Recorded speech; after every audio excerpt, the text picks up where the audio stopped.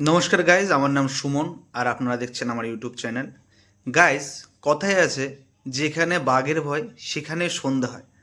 এমন একটা কাহিনী নিয়ে আপনাদের কাছে তুলে ধরেছি। চলুন দেখা যাক, এটা একটা সুন্দরবনের কাহিনী। চলুন শুরু করা যাক। দেখুন, বাঘ থাকার একদম উপযুক্ত জায়গা। রাহুল, চারিদিকটা একটু দেখাও।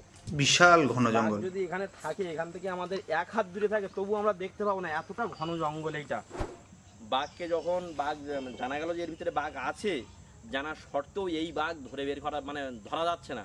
চারিদিক দিয়ে জাল কোথা দিয়ে দেবে, বিরাট বড় জঙ্গল। এইবার সমস্ত মানুষকে গ্রামে প্রচার দিয়ে দিল, তোমরা কেউ নদীর ধারে আসবে না, এখানে বাঘ পার হয়েছে। এবং এখানে জেনারেটর দিয়ে লাইট ফাইট তারা কানায় লাইট দিয়ে দিল, এবং এখানে কিছু মানুষদের বাপরে বাপ, গার্ড দিতে বললো।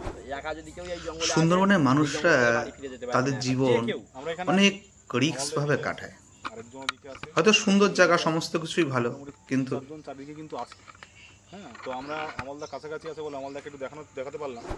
সুন্দরবন জঙ্গলে আমরা আজকে এসেছিলাম। সুন্দরবন জঙ্গলের একদম আপনারা হয়তো এর আগে আমাদের, তো আজকে একটা খবর পেলাম যে মাত্র কিছুদিন আগে সুন্দরবন জঙ্গলের বাঘ, দ্য রয়্যাল বেঙ্গল টাইগার, 10 দিন এসে ঠিক এই জায়গাটায় ছিল, এই জঙ্গলটাতে ছিল।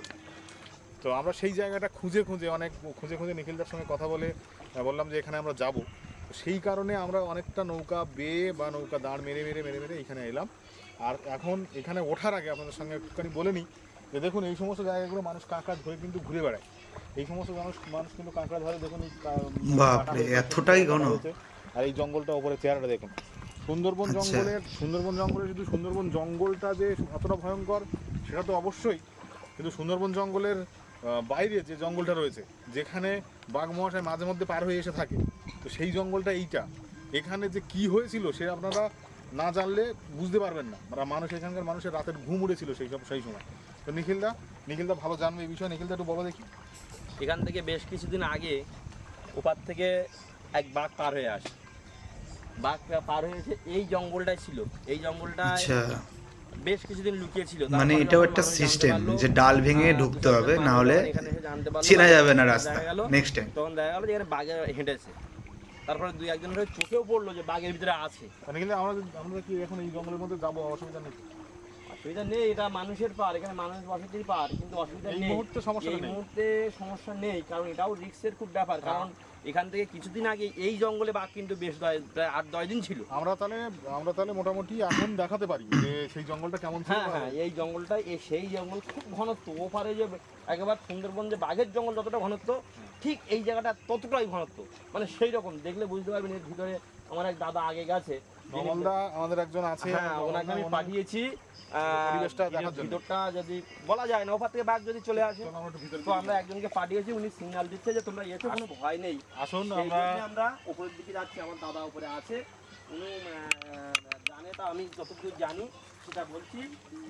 হলো আসুন আমরা একটু ভিতরের দিকে যাই। মানে তো মানে বলতে চাচ্ছে যে বাঘটা হঠাৎ করে চলে এসছে এরকম বাঘ জঙ্গলে, এখানে আশেপাশের মানুষজন থাকে, এখানে নাকি 10 দিন লুকিয়েছিল। কি ভয়ানক ব্যাপার বলুন তো।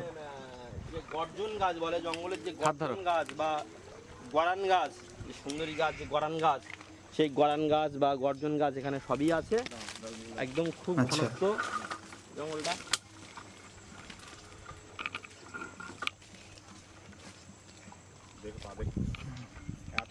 এতটা ঘন এখানে।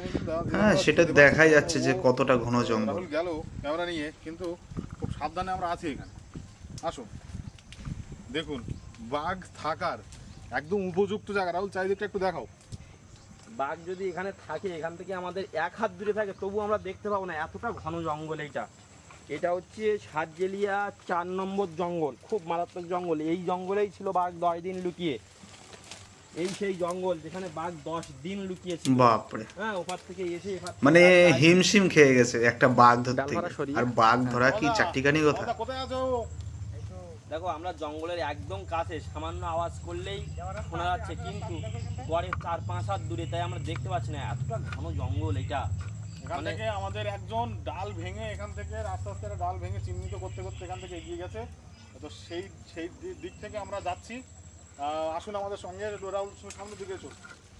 তো এই জায়গাটা এত ভয়ঙ্কর জায়গা, যে এখানে যদি বাঘ লুকিয়েও থাকে আমরা দেখতেও পাবো না।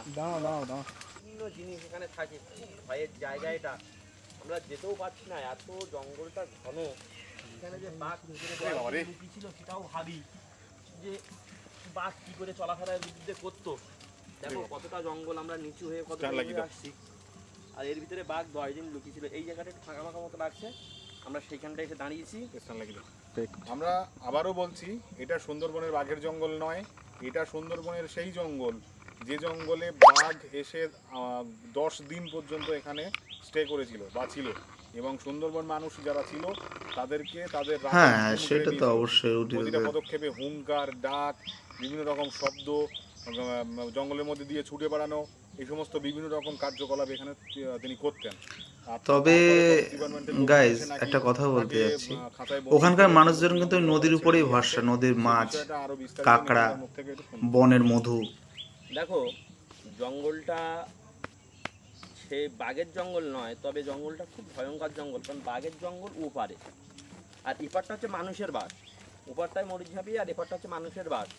কিন্তু এপারটায় এমনই একটা জঙ্গল, যদি এর ভিতরে বাঘ থাকে